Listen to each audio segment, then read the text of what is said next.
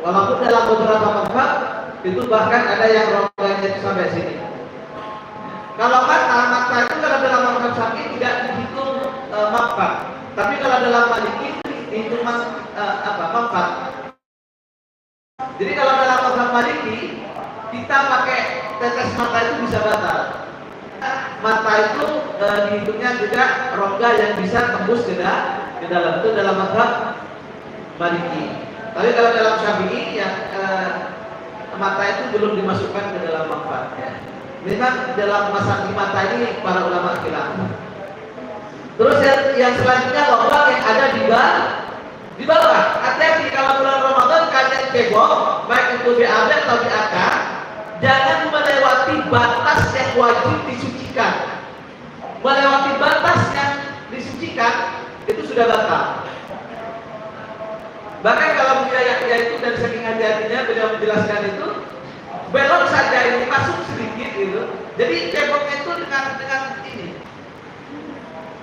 Jangan sampai dimasukkan dengan sampai ujung jadi masuk itu batal. Bahkan kalau di Kifayatul Akhyar itu juga saya baca bagian muftirat itu terutama bagi laki-laki, lau kuturatan ala rasidakar atas lubangnya zakarnya itu diteteskan air itu sudah bisa membatalkan.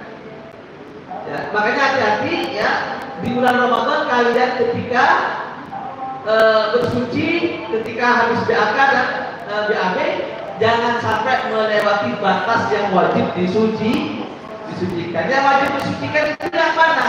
Yang kelihatan ketika kalian duduk jongkok. Jadi yang kelihatan ketika kalian duduk jongkok itulah yang wajib disucikan. Jangan melebihi itu. Karena kalau melebihi bisa membatalkan. Makanya kalau di kampung-kampung itu kita dulu ya, dilarang BAB di dalam air itu. Karena dapat dipastikan itu bisa batal puasa kita. Karena air bisa masuk ke dalam rongga yang masuk bagian jauh. Ya. Ini kita berbicaranya di dalam ruang lingkup mazhab Syafi'i saja ya. Karena yang kita amalkan adalah mazhab Syafi'i. Jadi itu yang pertama. Memasukkan segala sesuatu itu apa saja, tidak harus makanan ya, tidak harus makanan, baik itu air, baik itu benda dan sebagainya itu membatalkan. Selanjutnya apa lagi? Ta'ammadul qaid, menyengaja untuk muntah.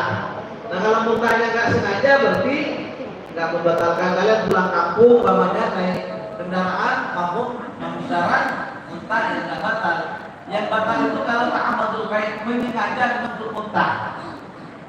Ada nggak orang menyengaja muntah? Ya, kalau lama dulu itu biasa begitu. Ya, kalau makan sesuatu yang ketahuan kemudian itu haram, itu berusaha untuk dikeluarkan lagi, ya, dimuntahin lagi. Hal-hal yang seperti itu bisa membatalkan puasa.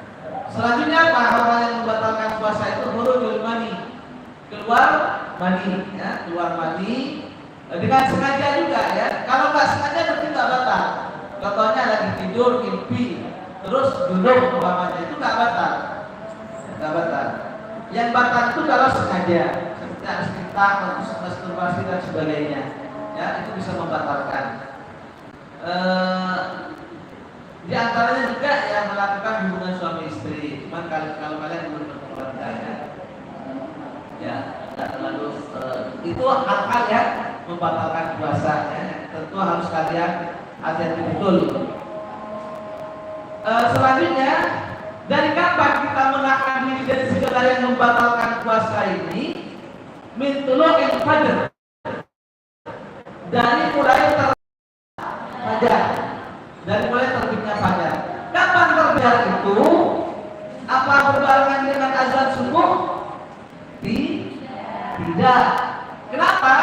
Karena kalau azan subuh itu oleh para ulama itu sudah ditambahkan 4 menit dari tulu'ul fajr. Jadi dalam ulama ilmu falak itu begini.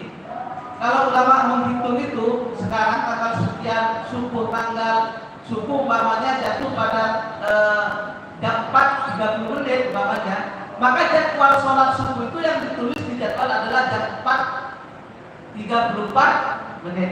Jadi ditambahkan 4 menit dari waktu